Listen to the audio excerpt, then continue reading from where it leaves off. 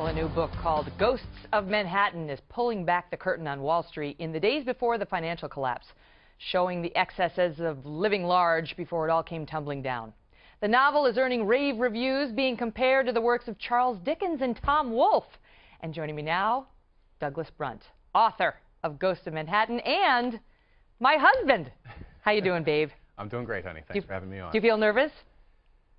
Nervous, panicked, one of those. It's much easier when you see it from the living room couch, isn't it? That's right. All right, so let's talk about this book. I'm very proud of you, and I want to talk about this because I think our viewers knew a lot about sort of the risks that were taken on Wall Street prior to the financial collapse, and we knew that they risked too much and they made too much.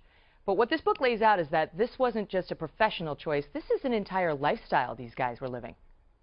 It is a lifestyle that really, it sort of consumes your whole life. And business on Wall Street it's a relationship-driven business. And so it's not as though these guys work for Sony or Apple where they're selling iPhones and things are sold based on product differentiation. They're selling bonds. They're the exact same bonds. Everybody on Wall Street's all selling the same thing. It's a commodity, so you do business with the people that you know, that you have a relationship with. So the only advantage you have in selling it is your relationship with the person on the other side. And the relationships are formed out of the office, so it's very high-priced nightlife entertainment.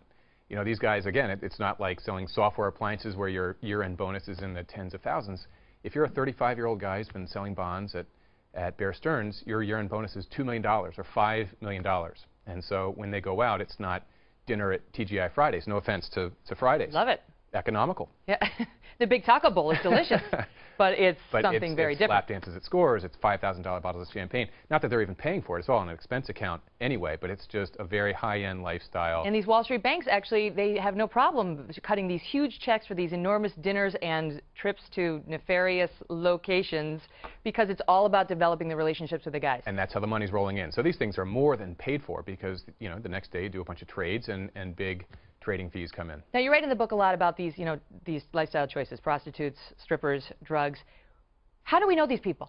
Are these people we know? Have they been to our house? Everything's 1 degree removed from us, honey. But yeah, I know a number of people who are on Wall Street at all different areas of Wall Street. People who have founded and run large hedge funds and people who are in sales and trading on Wall Street now where, you know, we'll go out to dinner and it'll be friends from college. It'll be 6 of us, maybe 3 who work on Wall Street and 3 who don't. And the 3 who don't are sitting there with our jaws on the table listening to stories from the previous 2 weeks. And it's not even a best of, it's just the last 2 weeks. Right. You know, and 2 weeks later, it'd be another set of similar stories. Now, there's something else in the book that people need to know about, and that is a naughty blonde reporter. And we need to get this on the record right now. This person bears no relation to anyone you may know. No, none. Right. And you made her a CNBC reporter, so it's not even a Fox Business person or Fox News Channel person. It's all fictional. Financial correspondent. Totally unrelated. Okay, good. I just want to get that out there right now. There is something in the book that, I mean, it's a truly beautiful story because it's about, really, against this Wall Street lifestyle backdrop. It's the story of one man's struggle to save his soul, to change his life.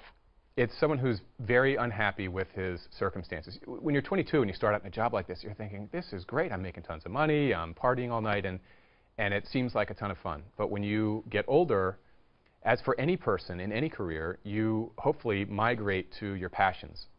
But for most people, it's not so easy. It doesn't happen so organically. You need to sort of get to a point in your life where you reflect and realize, I need to make a break and take a leap.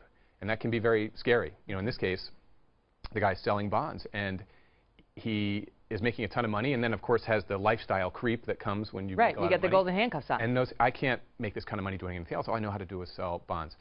So, but it's something that everyone experiences when they want to make a change in their life. For me, I made a change from a job that I didn't love, and you did the same. You know, you were a lawyer working 100-hour weeks, and you were exceptional at it. I mean, I remember going to the dinner with a lawyer from Jones Day who said to me, Doug, it doesn't matter how good she becomes as a journalist, she'll never be as good as she was as a lawyer. Now, he was wrong. This is supposed to be about you. Well, you are the best journalist. He was wrong about it, as it turns out, years later, because you are the best journalist, and anyone, I don't know where the camera is, but everyone watching at home knows that you are the best, so that really worked out for you. But in this case, with this character, he's trying to break away and make that kind of a change, and it takes a lot of courage, as you know, as I know, to do something like that. Right. It takes a lot of, well, you have to look internally for a long time and find the courage. But you wrote this book on planes, at our dining room table, And most of it while we were on, I was on maternity leave from our first child. So there's a lot of, blood, sweat, and tears you put in this. You wrote it out longhand on long sort of legal pads. And then I had the first read, which I have to tell the viewers was terrifying because I had no idea whether Doug could write. When I married him, he was the CEO of a company. So he's watching, he's writing, he's writing, and I know I'm going to get the first read, and I'm thinking to myself, what if it stinks? What am I going to say? So I said, honey, when I read this book, do you want the truth, or do you want me to make you feel good? And you said, I want the truth. And I read it, and said, the truth is, it's awesome. Oh, thanks, honey. It's really great, and I'm so proud of you, babe. It's called Ghosts of Manhattan. It's getting rave reviews. Publishers Weekly calls it compulsively readable. And I just have one more question for you, which is, who is watching our children?